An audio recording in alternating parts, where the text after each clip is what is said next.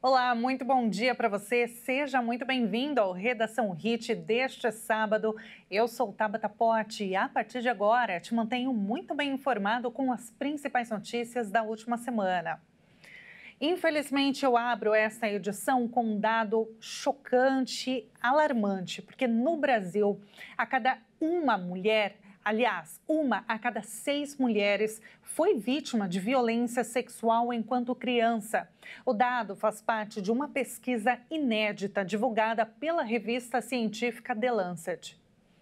Este é um dos primeiros estudos a mensurar a prevalência global da violência sexual na infância e adolescência em 204 países por idade e sexo, entre 1990 e 2023. Foram analisadas diversas pesquisas internacionais. O estudo aponta que no mundo, 18,9% das mulheres e 14,8% dos homens sofreram abuso sexual na infância. Os maiores índices de violência contra mulheres foram no sul da Ásia, variando de 9,3% em Bangladesh a 30,8% na Índia. Entre os homens, as maiores taxas foram na África subsaariana, de 7,9% no Zimbábue a 28,3% na Costa do Marfim. Os pesquisadores destacam a dificuldade de saber se as diferenças refletem variações reais na prevalência ou se são resultados de níveis distintos de notificação. O grupo acredita que os números sejam maiores devido à subnotificação dos casos de violência sexual. Em muitas situações, crianças e familiares não reconhecem situações abusivas ou desconhecem os seus direitos, principalmente quando o abuso acontece dentro de relações ou instituições de confiança. Quem sobrevive à violência costuma enfrentar barreiras como vergonha, estigma e medo, que dificultam a denúncia ou a busca por ajuda. Dados do Ministério da Justiça e Segurança Pública mostram que em 2024 foram registrados ao menos 78.395 denúncias de estupro no Brasil, uma média de 9 ocorrências por hora. A maioria das vítimas eram mulheres, 67.820. Homens representaram 9.676 dos casos. Em 899 registros, o gênero não foi informado. A pesquisa apresentou que pessoas que sofrem abuso sexual na infância e adolescência enfrentam riscos aumentados de desenvolver transtorno depressivo, ansiedade, uso de substâncias e condições crônicas como asma e infecções sexualmente transmissíveis. Muitas vítimas de abuso também desenvolvem ainda na infância dificuldades cognitivas que persistem na vida adulta, como problemas de atenção e aprendizado. Nos dias atuais, o Brasil tem marcos legais para proteger as crianças, como o Estatuto da Criança e do Adolescente, o Plano Nacional de Enfrentamento à Violência contra Crianças e Adolescentes e leis de notificação obrigatória. Mas a implementação dessas políticas enfrenta desafios. Apesar de existir um decreto de regulamentação da Lei da Escuta Protegida, ainda há muitas dúvidas sobre os fluxos e protocolos a seguir. A legislação estabelece diretrizes para o atendimento humanizado de crianças e adolescentes vítimas ou testemunhas de violência, a fim de evitar a revitimização durante a apuração dos casos. Mas para que isso aconteça, é preciso garantir um ambiente protegido, com o apoio de profissionais capacitados e impedir o contato com o agressor. No entanto, a falta de padronização e integração entre os órgãos dificulta o monitoramento e a resposta.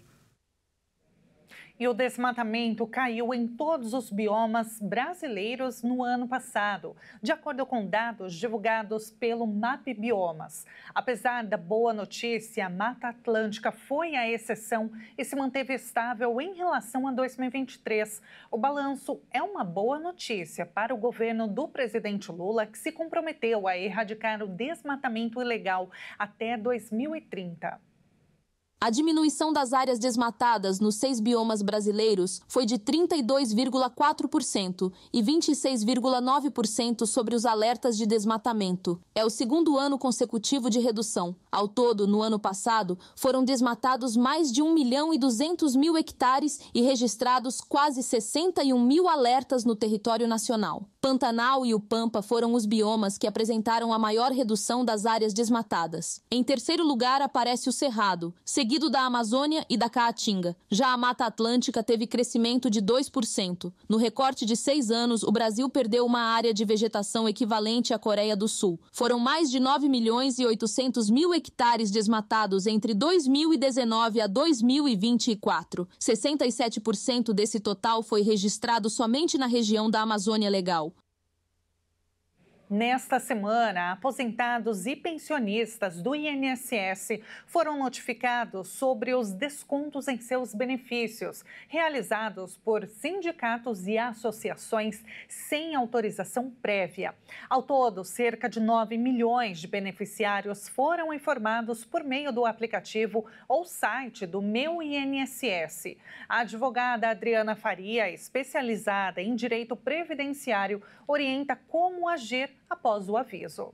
O INSS irá comunicar todos os aposentados e pensionistas da Previdência Social que tiveram descontos indevidos em cima dos pagamentos, descontos de mensalidades associativas ou sindicatos. Para isso, basta acessar o aplicativo Meu INSS da Previdência Social do gov.br e verificar se existe alguma mensagem comunicando que realmente você caiu nessa fraude dos aposentados e pensionistas. A partir do momento que você receber essa notificação, você precisa contestar esses valores, dizendo que você não optou por qualquer desconto dessas mensalidades em cima dos benefícios. Com isso, o INSS irá notificar o sindicato ou a associação para que faça a devolução em cima do seu próprio pagamento da Previdência Social. Caso você tenha alguma dúvida, basta ligar no 135 do INSS e verificar se você, em algum período, teve algum desconto indevido em cima do seu pagamento. Lembrando que o INSS não faz ligação para o aposentado, não manda SMS, como também não faz ligação perguntando se você é um dos aposentados ou pensionistas que caíram aí na fraude do INSS.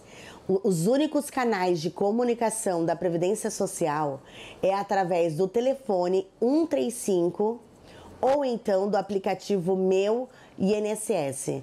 E é muito simples, basta você baixar o aplicativo Meu INSS, fazer o seu cadastro, colocar o seu login e a sua senha, acessar um sininho lá no canto esquerdo que vai estar disponível. O sininho significa uma mensagem do INSS. Se realmente você foi uma das pessoas que teve qualquer desconto considerado indevido ou não. Na dúvida, ligue no 135 da Previdência Social e verifique se por algum período você caiu nesse golpe e teve algum desconto indevido. Lembrando que a partir de junho o INSS vai devolver pelo menos 2 mensalidades associativas. E com isso, além das outras mensalidades, caso você tenha outros descontos, você terá que contestar esses valores e dizer que em nenhum momento você optou por esses descontos em cima da sua aposentadoria ou da sua pensão. Recentemente, nós acompanhamos a decisão da Justiça que suspendeu a prescrição de medicamentos por farmacêuticos. Acontece que uma pesquisa da Datafolha mostra que mais da metade dos brasileiros confia na indicação de remédios feita por esses profissionais. Mais da metade da população brasileira aprova a atuação dos farmacêuticos na prescrição de medicamentos. É o que mostra uma pesquisa realizada pelo Instituto Datafolha, a pedido do Instituto de Ciência, Tecnologia e Qualidade, que revelou que 54% dos entrevistados confiam nesse tipo de atendimento. O levantamento ouviu 2.009 pessoas em todas as regiões do país no mês de abril. Segundo o estudo, a confiança é ainda maior entre jovens de 16 a 24 anos, chegando a 64%. Entre as mulheres, com 57%. A pesquisa também aponta que mais da metade dos brasileiros acreditam que a autorização para farmacêuticos prescreverem medicamentos pode ajudar a reduzir casos de automedicação, especialmente entre quem possui ensino médio completo e mulheres, grupos em que esse índice ultrapassa 60%. Especialistas defendem que o papel dos farmacêuticos no cuidado à saúde da população deve ser ampliado, especialmente em um cenário em que muitos brasileiros enfrentam dificuldades de acesso ao sistema público. O Conselho Federal de Farmácia argumenta que, com a orientação adequada e respaldo em protocolos clínicos, esses profissionais podem garantir um uso mais seguro e consciente de medicamentos. Apesar do apoio popular, a atuação dos farmacêuticos na prescrição de medicamentos enfrenta obstáculos legais. No início de abril, a Justiça atendeu a um pedido do Conselho Federal de Medicina e suspendeu a resolução que autorizava esse tipo de prescrição. O Conselho de Farmácia recorreu da decisão e afirma que continuará defendendo o direito da categoria de contribuir com o atendimento primário à saúde. A pesquisa ainda revela que a aceitação da prática é maior entre moradores da região norte e de cidades do interior. Países como Canadá, Austrália, Nova Zelândia e Estados Unidos já permitem a prescrição por farmacêuticos, o que, segundo defensores da proposta, serve de modelo para o Brasil avançar em políticas públicas de saúde mais acessíveis e resolutivas. E olha, mudando de assunto, se você faz parte dos 5 milhões de brasileiros que têm pendência na Justiça Eleitoral, muita atenção, viu? Porque o prazo para regularizar o título de eleitor está acabando. Quem não votou nem justificou a falta nas eleições ou ainda não pagou a multa referente à ausência nos últimos 3 pleitos, considerando cada turno, pode ter o documento cancelado. Do total de 5 milhões de eleitores que estão pendentes, apenas 117 mil regularizaram a situação.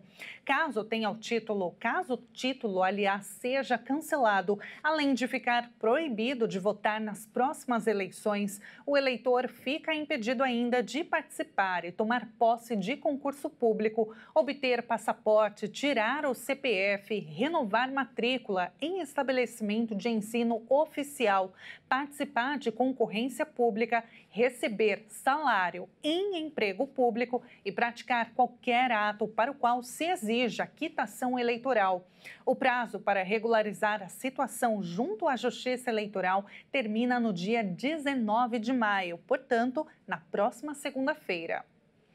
E veja a seguir, boa notícia, hein? Estudo brasileiro revela que dormir mais no fim de semana pode trazer benefícios para a saúde. A reportagem completa você confere no próximo bloco. Não saia daí.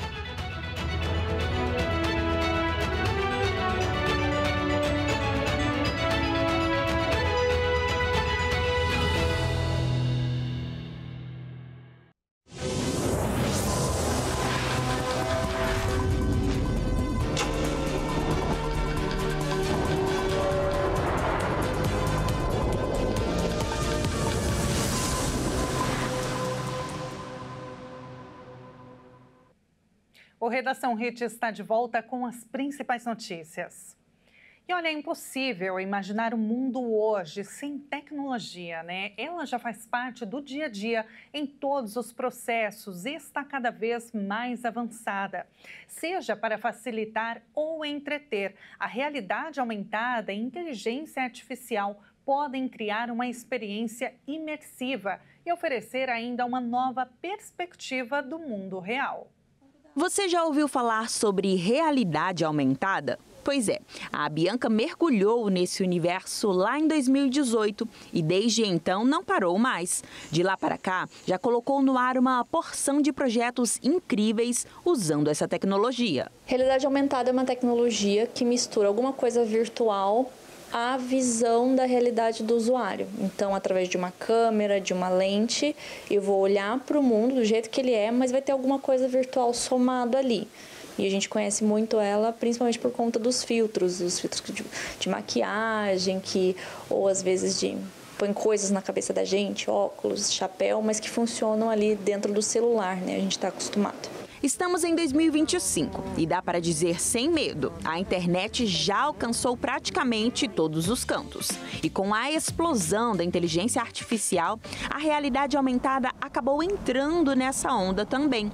Só que, apesar de andarem lado a lado em muitos projetos, AR e IA são tecnologias bem diferentes uma da outra. Quando a gente fala de inteligência artificial, a gente tem muitos tipos de ferramenta. Então, a gente tem as que são para criar, a gente tem as que são para pesquisar, a gente tem assim, muitas aplicações e muitas inteligências artificiais disponíveis hoje para a gente trabalhar.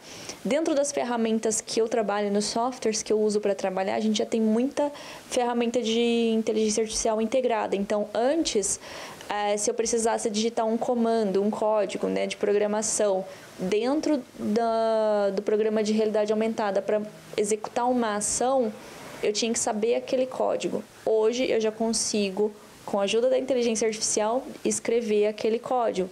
Eu consigo, com inteligência artificial, criar um objeto 3D, em vez de eu ter que modelar o objeto. Provavelmente da criação eu ainda vou ter que trabalhar em cima dele.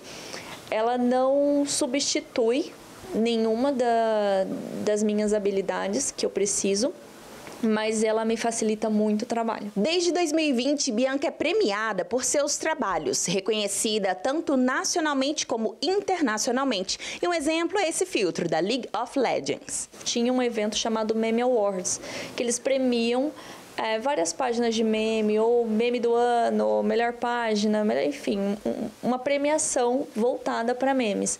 E aí eu fui indicada ao prêmio como trend do ano. E aí, quando eu menos esperava, o Diogo Defante me anuncia no palco, assim, foi muito divertido. Um dos que mais bombaram foi o projeto da Maria Fumaça, que ganhou vida com imagem e som. Tudo criado com a ajuda da inteligência artificial. Bianca conta como são esses momentos de criação e revela os bastidores de dar alma a coisas que até então estavam paradas no tempo. Eu tenho feito muito isso, de pegar vídeos ou imagens e somar coisas neles de forma que você não consiga, que você fique em dúvida se aquilo é real ou não. Na verdade, você sabe que não é real porque normalmente é absurdo, mas essa confusão, eu gosto muito dessa tecnologia, dessas tecnologias que eu trabalho no estúdio, é de causar essa dúvida no usuário. Nossa, mas isso aqui não é real. Nossa, mas é tão real que eu tô vendo aqui no meu rosto, eu tô vendo aqui na tela, eu tô vendo no vídeo, parece de verdade. Como que isso foi manipulado, sabe? Eu gosto dessa mistura do virtual com o real. E olha, ler livros traz inúmeros benefícios e ler jornais também tem uma vantagem a mais, viu? Principalmente para os estudantes. Uma pesquisa Datafolha concluiu que 64% de quem foi aprovado na primeira fase da FUVEST, o vestibular mais concorrido do país, tem o hábito de se informar com frequência.